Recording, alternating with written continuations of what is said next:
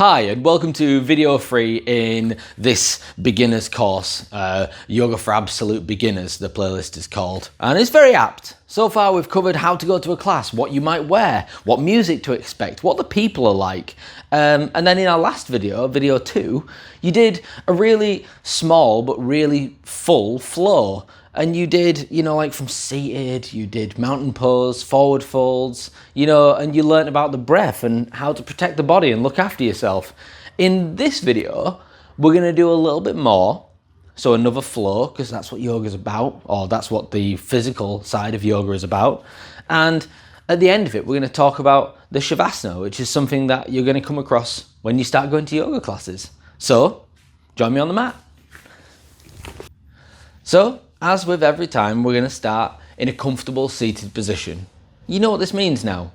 Have the legs where they're comfortable, make sure the posture's good, and we're going to notice the breath.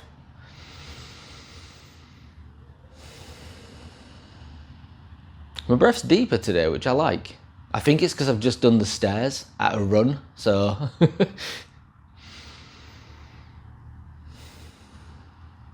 And now we're going to start to deepen that breath, keeping the posture, hands where they feel comfortable.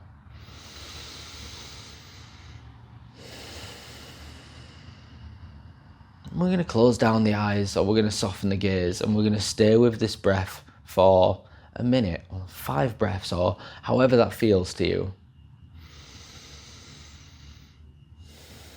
You focus on the breath, and I will tell you a little bit more about Savasana. So Savasana is something that we do at the end of yoga. It's where we lie on the mat. Savasana, having asana at the end of it, is an active yoga pose. It's called Savasana. It means corpse pose, and it entails just laying down.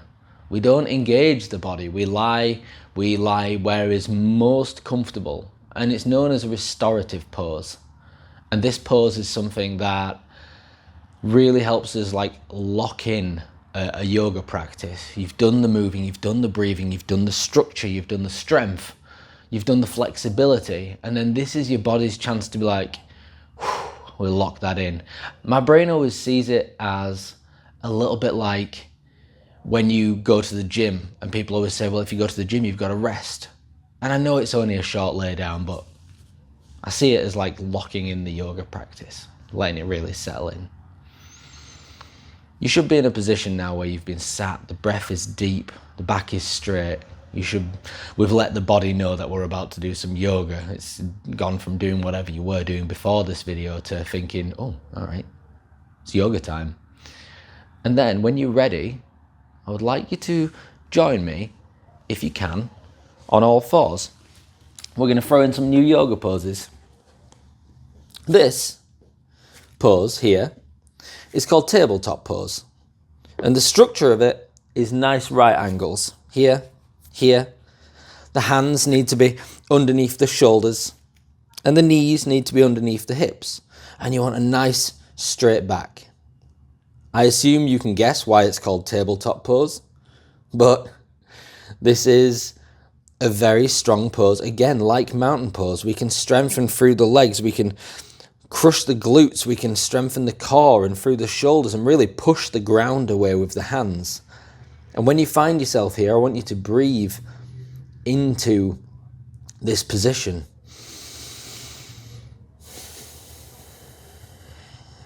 Now you're going to stay here and breathe, and I am just going to tell you a little bit about knee pads. So you stay there and breathe into that. I used to be a plumber, and if, like me, you struggle with your knees, you can get these. They're often in the centre aisle at Aldi. If you don't have an Aldi, you can just buy them online, I'm sure. And if you don't have these, because yoga doesn't need to be about products, fold a towel over 2 or 3 times and make it into a nice run of towel. And that will just protect the knees while you're breathing into this great tabletop pose. And the wrists, we'll talk about adaptations in the next video, but for now, this is tabletop pose. Remember, you can move through the hips, through the arms, and on the next inhale, We're going to move these knees out to the sides of the mat. We're going to touch our back toes together. And then, as far as we can, we're going to sit back. We're going to put the arms forward. And we're going to put our forehead on the ground. I apologise if I get loud. My microphone's really close to my face. This is child's pose. One of the restorative poses. The knees are wide, the toes are touching. We're sat back onto our heels or as far back as we can get. From here, the hands can be out front. You can sort of stretch by walking the fingers out. You can chill and really enjoy feeling like you're letting the back rest and the forehead rest against the ground. Some people bring the hands together behind the head. But for right now, you're just going to stay here and breathe for a moment. So that's a simple transition from tabletop to child's pose, which you're in now. And then from there, we're going to take 2 or 3 more deep breaths.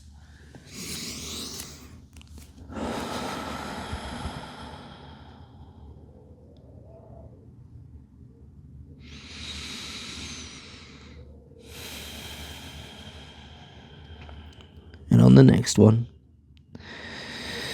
we're going to bring that body back up. Bring the knees back underneath the hips, hands underneath the shoulders, and find ourselves back in tabletop pose. So rather than just staying in tabletop pose this time, we're going to add in yet another new pose. This is called cat-cow, and you've probably heard of it before, and it feels great. Like, it is a stretch, but it's one that the body just seems to crave. So from tabletop, with the breath, as we breathe in, the back comes up, the head goes down, and the tailbone tucks under. So we go.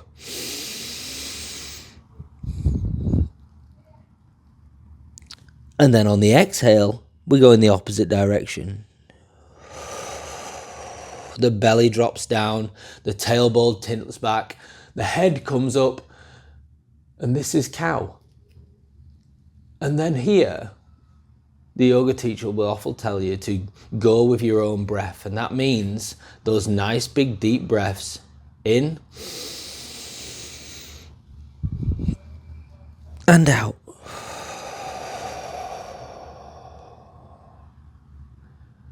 And in and out. Now again, you're going to maintain that for 2 or 3 more breaths while I put these knee blocks away. So far in video 3, we're not trying to run before we can walk, but we're just introducing a couple more of these really simple yoga asana that you are doing right now. You're currently moving through cat-cow. You know, you've been in child's pose. You've been in tabletop. In the last video, you did mountain and forward fold. You don't have to remember all of these. The memory comes with repetition. But right now, we're treating the body to those really nice stretches of the cat and cow. And when you're ready, you can join me back in tabletop. Keep the breath deep and find yourself in that really great position with the knees under the hips, the hands under the shoulders. Here we are. And then from here, we're going to take ourselves back one more time into child's pose, which means the knees come out to the sides of the mat, the toes touch behind us, and then we sit back, bring our forehead as close to the ground as is comfortable, and we let the back and the legs rest. This can feel quite strong in the groin, and also if you're really stiff, it can feel really strong in the outside of the glutes. And if you work like me, sat at a desk most of the day, the stretch forwards for the back and pushing those arms out can feel phenomenal. And you sort of get those hands up and just walk them forwards. And you can really feel it wringing the body out, which feels wonderful. Breathe here.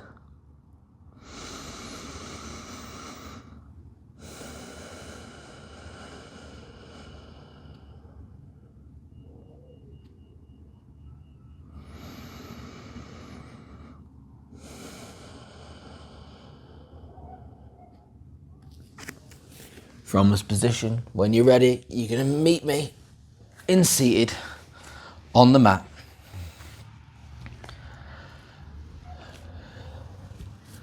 You good? You look good. I can't see you, but I don't know. Feels like the right thing to say. So from here, we're just going to take a couple of sort of small seated back bends. So if you can take the hands and put them behind you, however is comfortable, and then just push the back through. Push the belly out, roll the shoulders back, and just feel the stretch. You should feel it across the chest here. Maintain the breath. Push the chest through. In these chest opening exercises, you'll always find that the inhale is shorter than it is any other time.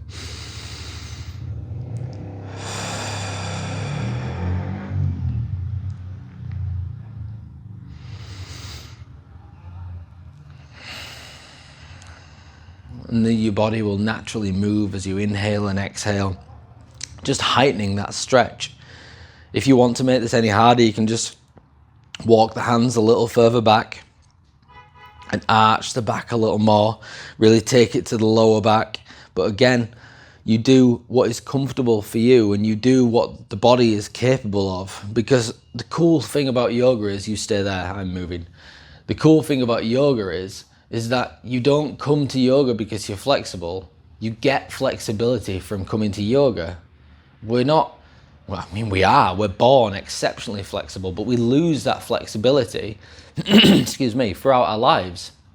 You know, I'm 40 this year, and until a few years ago, my flexibility was dead and gone. I had to bring that back through yoga. So if you're sat there thinking, I can't do these things, do them the best you can.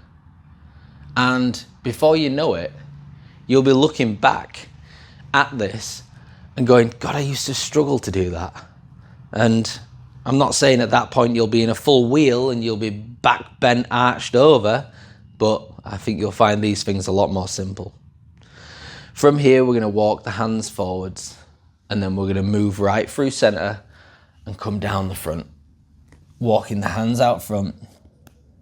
Again, this can be quite the stretch. So a lot of people might like to put the legs out or have the legs crossed. I find it harder with the legs out. Oh, and I feel it down the hamstrings, something rotten. But this isn't about looking super bendy. If you want to look bendy, you never show people your seated forward fold, because this is all I got. I can't move further than this. But you move forwards through this. It's easier with crossed legs. You can come forward over the legs and allow that back to round off a little bit and really pull out again as to where is comfortable. This is very similar to child's pose, but it just counteracts that lovely back bend we've just been doing. And you're going to stay there for a minute where it's comfortable, and you're going to breathe into this. And as you breathe, the inhales is going to naturally pull you back away from the hands. Now on the exhale, I just want you to see if you can just grab a little bit of ground, maybe just half an inch, because that's where this feeling of itchy mustache. That's where this feeling of progression comes from, is if you're here and then by the end of breathing, you're here, that's measurable progress. If I got a marker pen and did a little line where your finger was, it'd be growing, which is really cool. You're going to stay here and you're going to breathe for just a moment. And this is our final active asana before we move into Savasana. So take 2 more nice deep breaths there. And then when you're ready, walk those hands back on the mat. and find yourself back in seated position. Just going to give you a second, because I said in your own time. Personal bugbear is when yoga teachers say in your own time and then immediately go on to the next yoga move, and you're like, you said in my own time. What are you rushing me for? Well done. That's another and much fuller flow than we did in video 2. Again, these are very basic poses, but these are the poses that you're going to do week in, week out if you go to a yoga class.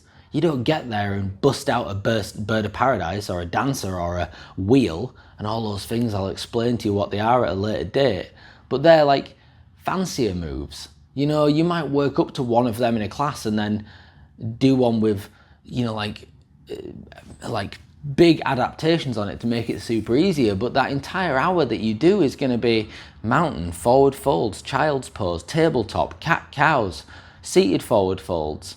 You know, these are the building blocks of yoga that you're going to need, which is why we're just sort of slipping them into nice yoga flows right at the beginning. And then when you're ready, you're going to lie down on the mat for your first, or presumably your first Savasana. And here, the yoga teacher's often going to say to you, or I will say to you, I forget I'm a yoga teacher, I will say to you that at this point they're going to give you the opportunity to put a hoodie on or some socks, because you're about to lay still for, you know, a few minutes. And do it. Don't ever be embarrassed to get up, right? Walk across the yoga studio, get your hoodie, come back and put it on. You know, follow other people's lead. People who've been going to that class a lot longer than you are going to do this exact thing. And I want you to have the confidence to stand up and do that yourself. And again, I will say, much like with the feet in the first video, this isn't some mystical spiritual thing, unless you make it one. This is allowing the body to rest. So corpse pose is exactly as it says on the tin. I like to put my hands down, facing the earth, and then we rest the body. And when I say rest, I don't mean tensing through the glutes or the quads or the shoulders. This is a resting pose. And here there's all different things you can do. People can talk you through a gratitude or, you know, congratulate you on what you've done. But this is your time to close down your eyes. So I want you to do what I'm doing on the mat, and then I'm going to sit up and I'm going to talk you through your first Savasana. Oi! He's alive. So presumably you lied down. This is about being comfortable. If you want to bend the knees and touch the knees together and create sort of like a teepee with the legs, you should do that. This is about knowing that you're going to be comfortable for 3 to 5 minutes. Some yoga teachers do it for longer. I know my wife does 10, 12 minute Savasanas. I love them. It's personal preference. And in restorative classes, you can do Shavasana for 20, 25 minutes. But right now, find what's comfortable for you. And then I'm going to talk to you very briefly about body scans. So people will say, scan the body and look for tension. Now, imagine, if you will, a literal, like a white line of a scanner running up the body, and it comes up from the feet, okay? And you check the toes, and then it comes up over the tops of the feet, and you just give them a little wiggle to make sure there's nothing there, that you're not holding them funny. The ankles, are they at a weird position? You know, the calves, the knees, the quads, are any of these things tensed? Check them. You know, focus on that part of the body one at a time. The pelvis, is it tilted funny? You know, have you instinctively tensed up the glutes because you've just been doing yoga and the body's ready for action? If so, let them go. Flatten out against the ground. Make sure you've got the natural curve in your back and that your shoulders are rested. Take the tongue away from the roof of the mouth. Rest the jaw. I often find when I'm in Shavasana, the jaw can be something that I sort of naturally tense. I don't know, like I'm ready for something. And taking the tongue off the roof of the mouth and resting the jaw and allowing it just to sag a little bit is really nice.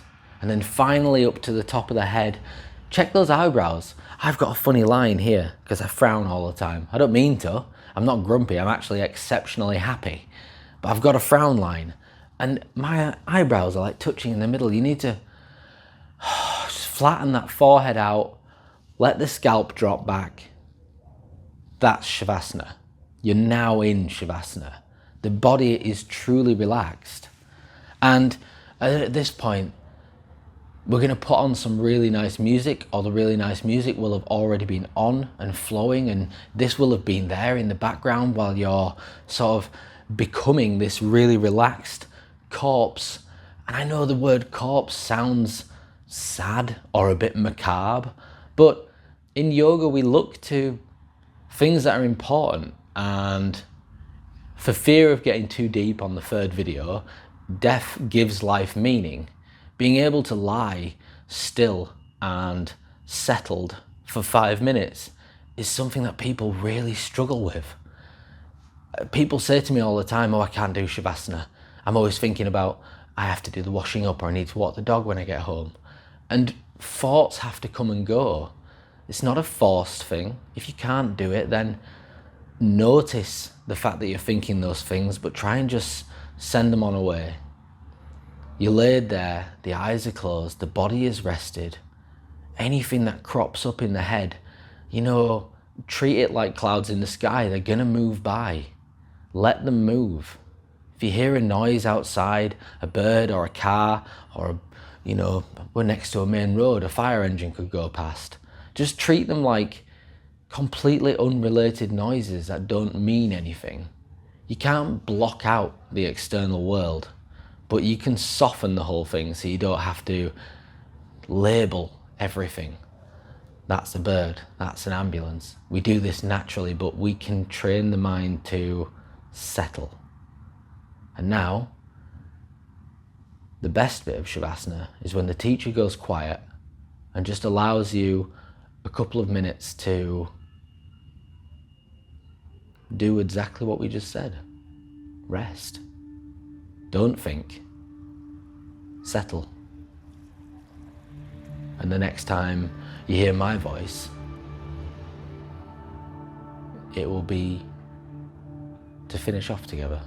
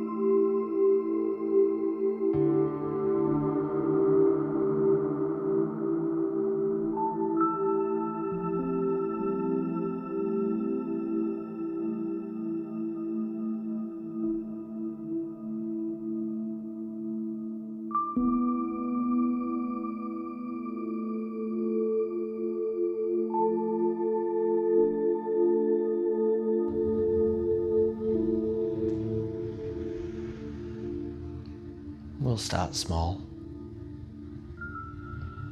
That's about enough for today. I want you to take small movements to the feet and the hands. Start to come back to the room. Maybe blink the eyes open if they've been closed. And this feeling of calm or serenity, or the really nice aches in the parts of your body that have been moving today, acknowledge them. And then when you're ready, find however you can. There is no elegant way of doing it. Find however you can to get from laying on your back to sitting up with me.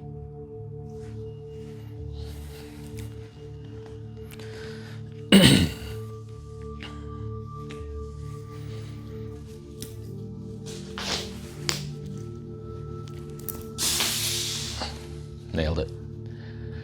Welcome back. So you've done 2 things today. Realistically, you've done your first full flow. Last time we did a flow together, it was 2 asana, and this time we've done, we started in seated, we did tabletop, child's pose, tabletop, cat-cow, seated, back bend, seated forward fold, Savasana. That's 9 asana, all in one singular flow.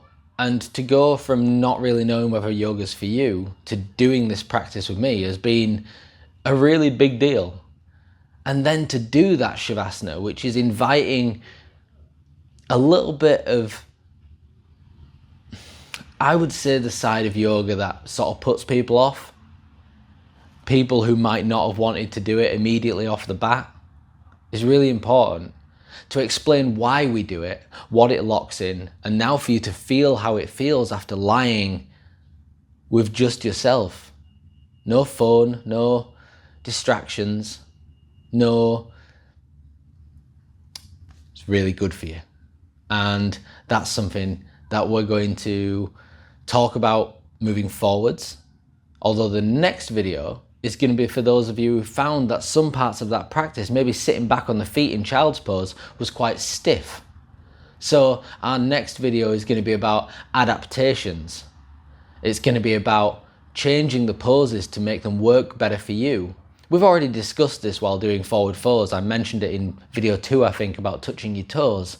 But we're going to put some blocks into the mix, which is all this here, and I'm going to explain why it's not only completely acceptable in a yoga class to walk across and grab some blocks and use them, but that you should do that.